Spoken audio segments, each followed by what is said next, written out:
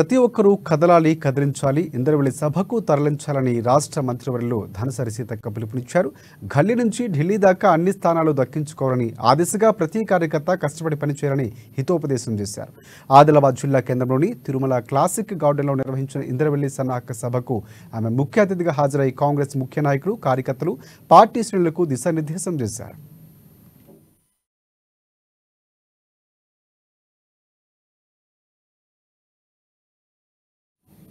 సాధారణ ఎన్నికలు ముగిశాయని, ఇక గల్లీలతో పాటు ఢిల్లీ ఎన్నికలు కూడా రానున్నాయని కూడా తెలిపారు. వాటి గెలుపు కోసం అందరము కష్టపడదామని చెప్పారామె.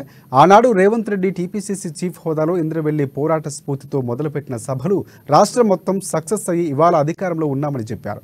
అదే తరహాలో ఇప్పుడు రాబోయే పార్లమెంట్ ఎన్నికలకు సైతం ఈ ప్రాంతం నుంచే సమర శంఖం పూరించబోతున్నట్లు ఆమె వెల్లడించారు. సీఎం రేవంత్ రెడ్డి లక్ష్యానికి, సంకల్పానికి ఆయనకు అండగా ఉండాల్సిన అవసరం, బాధ్యత మనపై ఉందని చెప్పారు.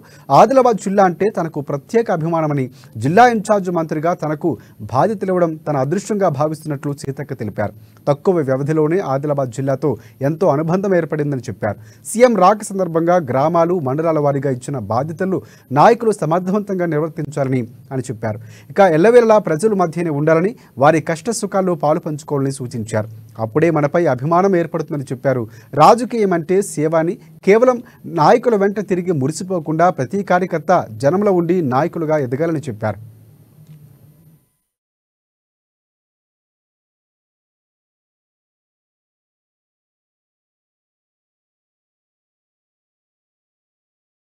ఇక అప్పగించిన బాధ్యతలు మాటలతో కాదు, చేతల్లో చూపించాలన్నారామె. జోకేటోళ్లకు కాదు, పనిమంతులకే పార్టీలో తగిన గుర్తింపు ఉంటుందని స్పష్టం చేశారు. పార్లమెంటు పరిధిలో 6 అసెంబ్లీ నియోజకవర్గాల్లో పార్టీ అభ్యర్థులు ఓటమి చెందినప్పటికీ అదేమీ పట్టించుకోకుండా వారు కనబరుస్తున్న ఉత్సాహం చాలా గొప్పగా ఉందని కొనియాడారు.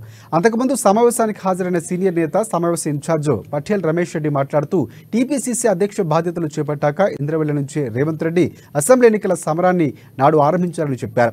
1,00,000 మందితో నిర్వహించిన ఈ సభను అంత్య స్థాయిలో ఏమాత్రమూ తగ్గకుండా ఇక ఈ మారు కూడా ఇంద్రవెల్లి సభను నిర్వహిద్దామని తెలిపారు.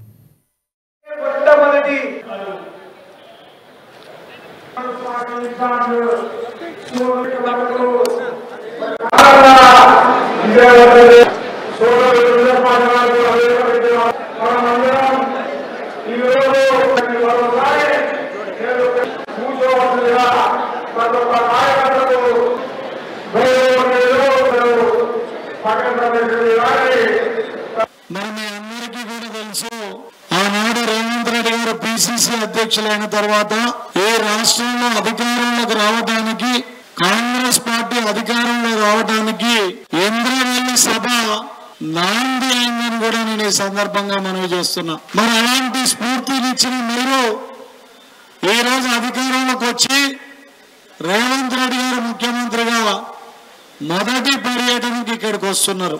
రేపు రాహుల్ గాంధీని ప్రధానమంత్రిని చేయాలనే లక్ష్యంతో కాంగ్రెస్ పార్టీని జాతీయ స్థాయిలో అధికారంలోకి తీసుకురావాలి, రాహుల్ గాంధీ గారిని ప్రధానమంత్రిని చేసే లక్ష్యంగా రేపు జరగబోయే పార్లమెంట్ ఎన్నికల కోసం ప్రచార నిమిత్తం మనకు రేవంత్ రెడ్డి గారు ఇంద్రవెల్లికి 2వ తారీఖు నాడు వస్తున్నారు.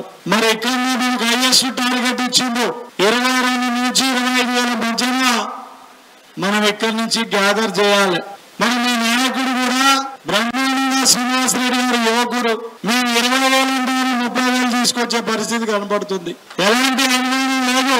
మనం ఓడిపోయినా కూడా ఇక్కడ మనమే బలంగా ఉన్నామని చెప్పి ఈ రోజు మనం చూపించాల్సిన అవసరం కూడా మన మీద ఉంది. అతి తక్కువ కాలంలో 4 సార్లు మీ దగ్గరికే రెగ్యులర్ గా వస్తున్నా, అనుకోకుండా కొన్ని అనుకోని వస్తున్నా, కొన్ని అనుకోకుండా కూడా. మరి ఈ ప్రోగ్రామ్ సీఎం గారిది ఇంత తొందరగా ఉంటుందని నేను కూడా అనుకోలేదు. కానీ వారు ఏర్పాటు చేసుకోవడంతో మరి రావడం జరిగింది. రాత్రి 2 గంటలకు వచ్చినాం. మీరందరూ కూడా ఒక మాట చెప్పగానే, నిన్న ఈ టైం కూడా చెప్పిరో లేదో, మరి ఇంత పెద్ద స్థాయిలో ముఖ్య కార్యకర్తలు అందరూ కూడా ఇక్కడికి వచ్చినందుకు మరొకసారి మీకు అందరికీ పేరు పేరున హృదయపూర్వక ధన్యవాదాలు, నమస్కారాలు. మీకు తెలుసు, ఇందాక అన్న చెప్పినట్టుగా పోయినసారి కూడా మన సీఎం రేవంత్ రెడ్డి గారు అధ్యక్షుడైన వెంటనే మొదటి పర్యటన ఆదిలాబాద్ జిల్లాకే వచ్చిండు. మరి భారీ బహిరంగ సభ కూడా దళిత గిరిజన దండోరా పేరుతోటి 1,00,000 మందికి పైగానే, మనం 1,00,000 అన్నాం కానీ లక్షల మందికి పైగా ఇంద్రవెల్లి మీటింగ్కి వచ్చి ఆ రోజు సక్సెస్ చేసినటువంటి ఉమ్మడి ఆదిలాబాద్ జిల్లాకు కష్టపడ్డ ప్రతి కార్యకర్తకు పేరు పేరున ధన్యవాదాలు. ఆ రోజు కూడా అన్న మరి బోత్కి ఇన్ఛార్జిగా, నేను కూడా ఆ ప్రాంగణం ఆ ప్రాంతంలో ఇన్ఛార్జిగా ఉంటూ వారం రోజులు తిరుగుతుంటే అనేక సమస్యలు కనపడ్డాయి.